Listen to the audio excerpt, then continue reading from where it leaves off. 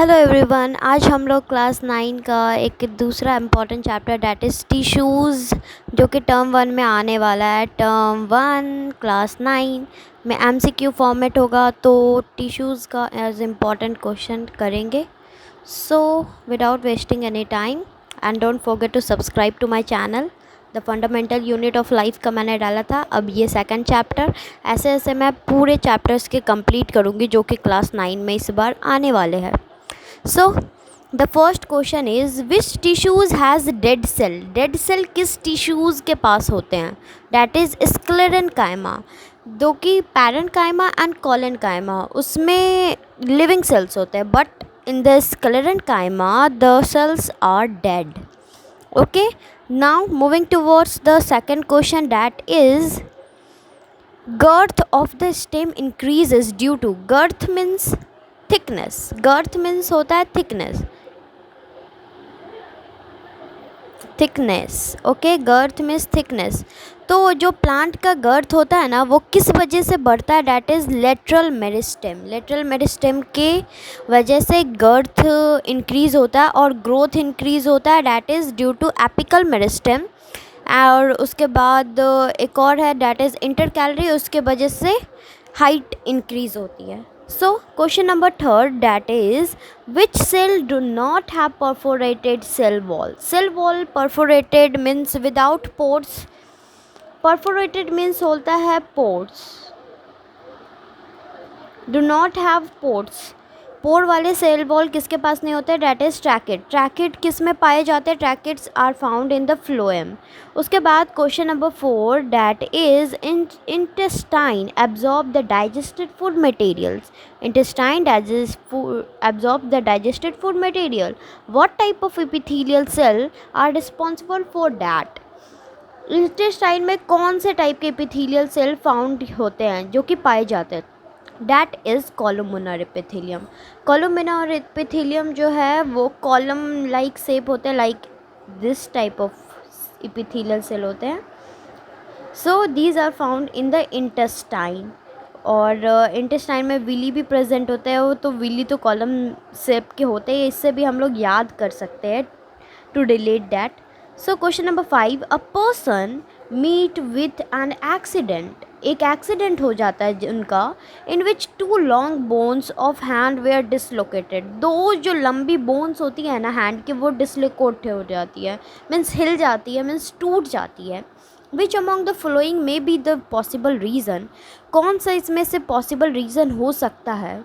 तो पहले मैं बता दूं कि बोन जो है वो कनेक्टेड होता है। बोन जो है that is connected, this is bone, okay, this is connected, BLB means BLB, that is bone, ligament, bone, और MTB that is muscle, tendon, bone।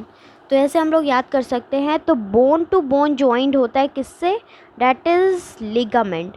तो जब भी बोन टूट रहा है, जबकि 2 बोन डिसलोकेट हो रही है, तो क्या टूट रहा है? That is our ligament. Ligament break होगा।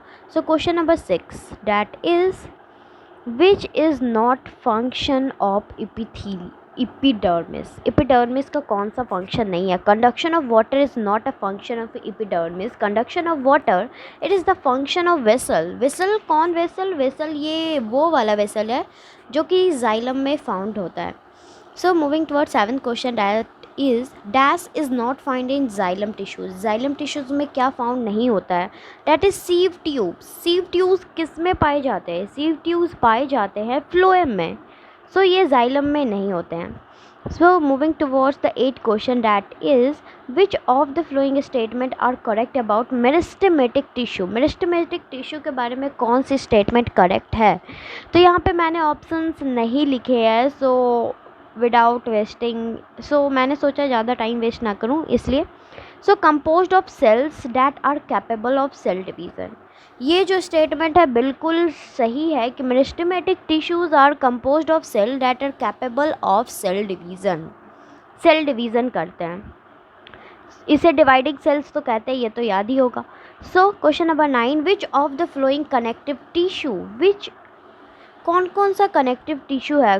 तो कनेक्टिव टिश्यू बहुत सारे होते हैं, that is blood, tendon, ligament, ये सारे कनेक्टिव टिश्यू है। और ब्लड जो है ना, that is fluid connective tissue, blood is a fluid connective tissue. Now moving toward 10th question, that is rapid elongation of a bamboo stem is due to, bamboo stem जो होते हैं ना वो बहुत ही जल्दी इलोंगेट होते हैं, मीन्स लंबे होते हैं, उनकी हाइट इंक्रीज़ होती है।